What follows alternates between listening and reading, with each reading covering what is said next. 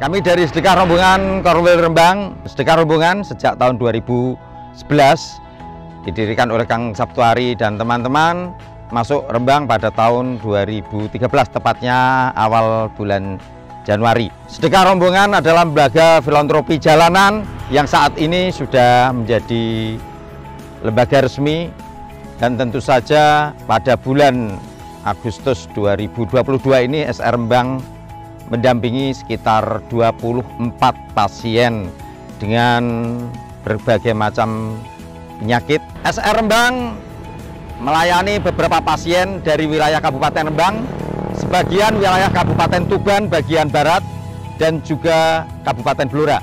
Dan SR Rembang telah menginisiasi berdirinya GAA, Graha Atma Aswanda, yaitu rumah singgah sementara bagi penderita ODGJ. Kemudian kegiatan-kegiatan yang dilaksanakan oleh SR Rembang selain khitanan massal, juga tentu saja santunan bagi anak-anak yatim, pelatihan BHD, bantuan hidup dasar, dan seminar pentingnya kesehatan. Beberapa kegiatan-kegiatan yang sifatnya insidental seperti ikut memberikan kurban pada Hari Raya Idul Adha, dan juga kegiatan-kegiatan pembagian nasi box pada pasien-pasien dan penunggu pasien di beberapa rumah sakit yang ada di Kabupaten Rembang, serta puskesmas-puskesmas di 14 kecamatan. Harapannya dengan pendampingan Sedekah Rombongan yang tentu saja bisa sampai 1 tahun, 2 tahun, 5 tahun, pasien bisa sembuh dan diangkat penyakitnya. Terima kasih, salam tembus langit. Kebetulan Dek Giat adalah pasien dampingan pertama saya semenjak saya gabung di Sedekah Rombongan Rembang. Awal mulanya saat itu saya mengikuti seminar dari Mas Sabtuari, kebetulan diadakan di Pati. Nah, kebetulan saya ketemu Bu Aan dan beliau menceritakan bahwa di Rembang itu ada lembaga filantropi yaitu Sedekah Rombongan, dan mempunyai dampingan pasien yang dimana pasiennya itu mengalami luka yang sampai 1 tahun belum sembuh-sembuh. Kemudian saya dikasih kontaknya Mas Arif, sehingga langsung saya kontak, dan di sana memang benar ada pasien atas nama Dek Giat mengalami luka amputasi yang sangat parah. Saat itu saya miris banget, bagaimana tidak anak seusia itu mengalami kondisi yang seperti yang tidak bisa dibayangkan. Dan ternyata ketika kebetulan saya perawat, dan saat saya buka lukanya, Masya Allah, manusiawi sekali ketika saya diceritain sama Mas Arif bahwa Dek Giat hampir mengalami penurunan motivasi. Karena apa? Ketika saat diganti lukanya, apalagi setiap hari saat itu, dia mengalami kesakitan yang sangat luar biasa. Karena apa? Luka di sekujur tubuhnya, dan ketika diganti kasa, ternyata kasanya itu ditumbuhi jaringan. Nah, ketika diambil, jaringannya akan lepas dan menimbulkan luka baru lagi. Dan alhamdulillah dengan memanfaatkan ilmu yang saya punya, saya rawat lukanya dengan cara yang benar. Alhamdulillah Dek Giat sedikit demi sedikit sembuh, akhirnya sampai seluruh tubuh yang ada lukanya sembuh total. Dan itu kalau dalam satu waktu ketika melakukan perawatan luka butuh waktu 1-2 jam untuk mengganti balutnya. Melihat semangatnya Dek Giat, Pak Heri untuk selalu berusaha untuk sembuh dari lukanya tersebut, saya juga semakin termotivasi untuk bisa selalu mendampingi mereka. Ya, alhamdulillah dan bismillah sampai sekarang Dek Giat kondisinya jauh lebih baik, dan sekarang dia bisa mandiri meskipun dengan segala keterbatasannya saat ini. Dia sudah bisa membantu perekonomian keluarga, membantu adik-adiknya yang sekarang masih sekolah semuanya. Nah, untuk para kurir, yuk kita semangat mencari ladang pahala buat kita, semangat mencari atau mengeker-eker ke jalan surga. Kita hanya bisa berbuat baik dan berbuat baik. Karena kita tidak pernah tahu kesulitan nantinya yang akan menimpa kita, tidak tahu lewat siapa Allah akan menolong kita. Yuk semangat, SR tembus langit.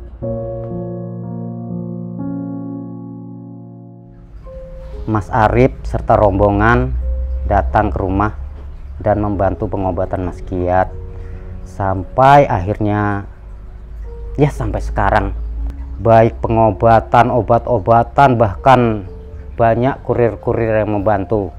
Sepertinya cukup ikhlas untuk menjalankan hal ini ya.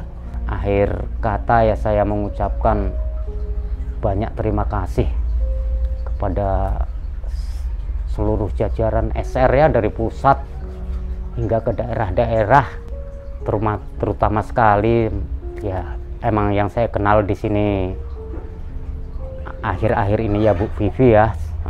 Selama ini Bu Vivi banyak sekali membantu saya, alhamdulillah. Terima kasih buat SR Pati, SR Solo, SR Semarang, SR Kudus. Terima kasih sekali sudah banyak membantu saya. Ya, ngasih pelajaran juga buat saya, ngasih motivasi juga. Dengan keadaan saya yang sudah seperti ini, sudah beda jauh lah dengan yang saya yang dulu. Alhamdulillah sekali saya bisa seperti ini. Saat ini saya mendampingi pasien atas nama Rehan. Awal saya ketemu sama Rehan itu saya dapat informasi dari sosial media. Dari sosial media itu sangat viral sekali, anak kecil yang memiliki penyakit tumor di kaki hingga membesar kakinya, dan di situ di sosial media itu narasinya adalah kasihan, maksudnya dengan usia segitu, usia masih 7 tahun mengidap penyakit yang sangat mengerikan menurut saya, dan dari keluarga juga hampir kehabisan biaya. Jadi saya langsung menuju ke lokasi untuk cek, untuk kita survei lokasi apakah benar apa yang disampaikan di sosial media tentang kondisi Rehan, dan ternyata benar adanya, hingga kita dari SR Rembang memutuskan untuk mendampingi Rehan sampai sekarang. Dan alhamdulillah hampir sekitar 2 tahunan kita dampingi. Yang semula Rehan badannya sangat kurus, nggak bisa aktivitas sama sekali, kini Rehan sudah bisa jalan, sudah bisa naik sepeda, dan sekarang kontrolnya 6 bulan sekali. Alhamdulillah itu juga semua berkat dari para donatur SR. Kami dari SR Rembang hanya sebagai kurir perantara dari sedekah para donatur SR. Semoga SR semakin jaya dan bisa tetap amanah menjalankan apa yang jadi titipan dari para donatur. Dulu sebelum ketemu SR, Rehan keadaannya udah kritis, udah dibawa kemana aja, udah ke terapi-terapi, tapi tidak ada perubahan. Setelah ketemu SR, akhirnya Rehan dibawa ke rumah sakit Karyadi, didampingi dengan SR, dan sampai sekarang Rehan masih kontrol, dan kontrolnya sekarang udah 6 bulan sekali. Kondisi Rehan sekarang lebih membaik, dia semangat, pokoknya sekarang dia pede dan tidak minder, lebih semangat lagi, dan udah tidak malu dengan kondisinya yang dulu. Terima kasih kepada SR telah mendampingi Rehan selama ini, dan akhirnya Rehan bisa sembuh dari penyakitnya.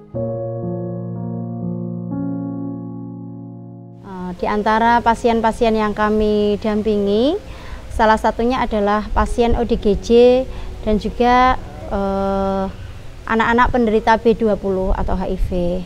Ada Mbak Kolipah sama Kak Mustain. Mereka merupakan salah satu dari sekian banyak pasien ODGJ yang didampingi oleh SR Rembang.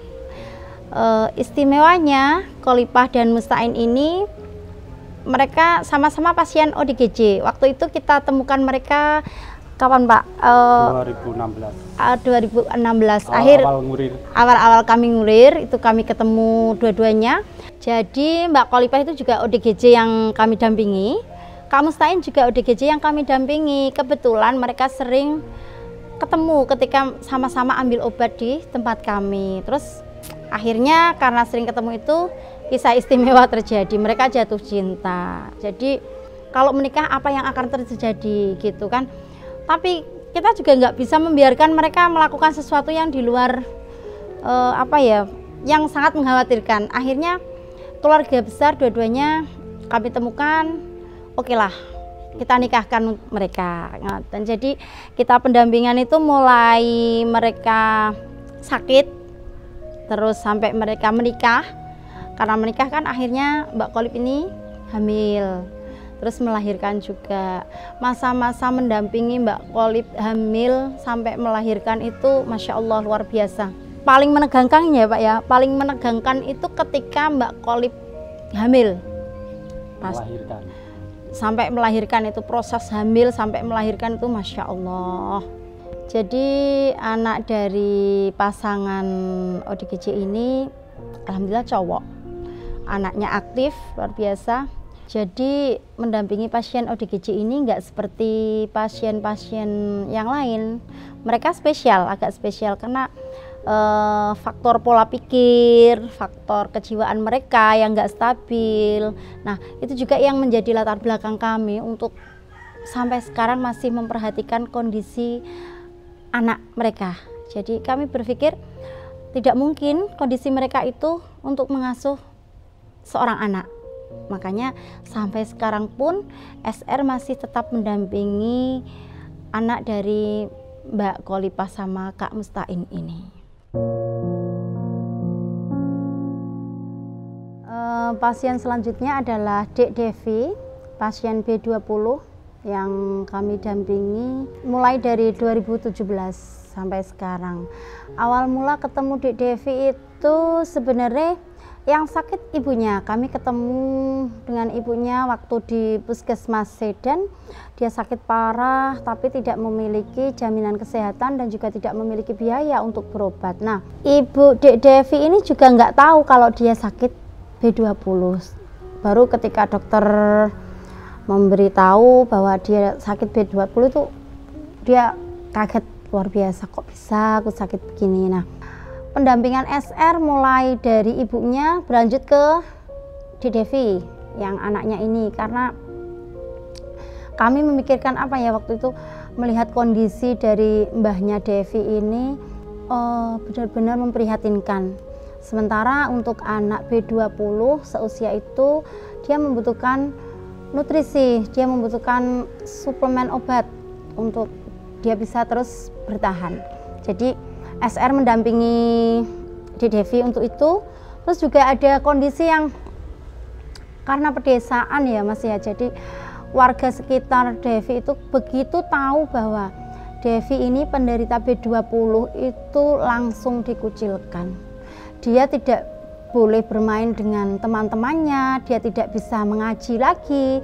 Bahkan ketika mau sekolah itu sudah didaftarkan sama mbahnya ke sekolahan itu, sama gurunya itu dia tidak bisa bersekolah di sana karena gurunya diancam oleh wali-wali murid yang lain. Kalau Devi ini sekolah di sini, anakku lebih baik tak keluarkan, nggak tak sekolah ke sini. Akhirnya dia nggak bisa sekolah di desanya. Kami mendampingi untuk mencarikan tempat sekolah sampai ke 5 sekolahan itu baru kita bisa ketemu sekolah yang mau menerima dia. Jadi satu sekolah nggak nerima, kita carikan lagi 1-2 hari aman. Begitu gurunya tahu, wali muridnya tahu juga, ngancam lagi, dikeluarkan lagi, seperti itu berturut-turut sampai 5 kali. Alhamdulillah Setelah yang kelima itu ada sekolahan dan juga pondok pesantren yang mau menerima Devi. Dia bisa sekolah di sana, dia bisa mondok. Kami mendampingi dia mulai ketemu ibunya tadi, mulai itu sampai sekarang. Karena bagaimanapun juga Devi ini masih membutuhkan support nutrisi dan juga suplemen obat. Saya juga kurir dari pasien Rizky, salah satu pasien balita usia saat kami temukan itu 1,5 tahun dan menderita penyakit ventricular septal defect atau jantung bocor. Waktu itu orang tuanya menghubungi kami dan menyampaikan bahwa anak dari Bapak Ngadirun ini harus dirujuk ke Semarang untuk menjalani perawatan terkait dengan penyakitnya. Saat itu kebetulan juga sedang kondisi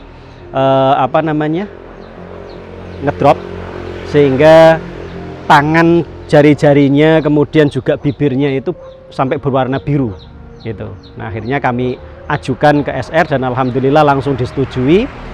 Kemudian kami antarkan beberapa kali ke Rumah Sakit Umum Pusat Dr. Karyadi untuk kontrol, lalu dilakukan operasi kateter dan kemudian dirujuk ke Rumah Sakit Harapan Kita di Jakarta. Dilakukan operasi di sana. Sekarang kondisinya semakin membaik, jari-jari tidak lagi membiru, bibir juga tidak lagi membiru dan alhamdulillah sudah bisa berjalan. Namun masih ada PR lanjutan, yaitu terkait dengan kondisi yang sampai dengan saat ini belum bisa berbicara.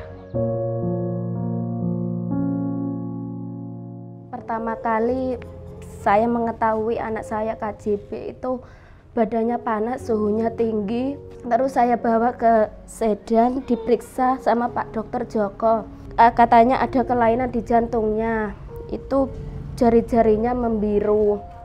Terus dikasih surat rujukan untuk periksa ke Semarang di Rumah Sakit Karyadi. Langsung diberi jadwal untuk kateterisasi. Habis operasi, setelah di sana sekitar kontrol 1 minggu, 1 mingguan kontrol, Rizky keadaannya ngedrop. Sempat berhenti detak jantungnya. Tapi Allah masih sayang Rizky, masih memberi kesempatan Rizky untuk berjuang. Setelah operasi itu alhamdulillah 1 bulan bisa berjalan, tapi sampai sekarang belum bisa bicara. Terima kasih untuk SR yang sudah membantu kami sekeluarga, terutama Rizky. Terima kasih banyak selama ini sudah mendampingi dalam pengobatan Rizky.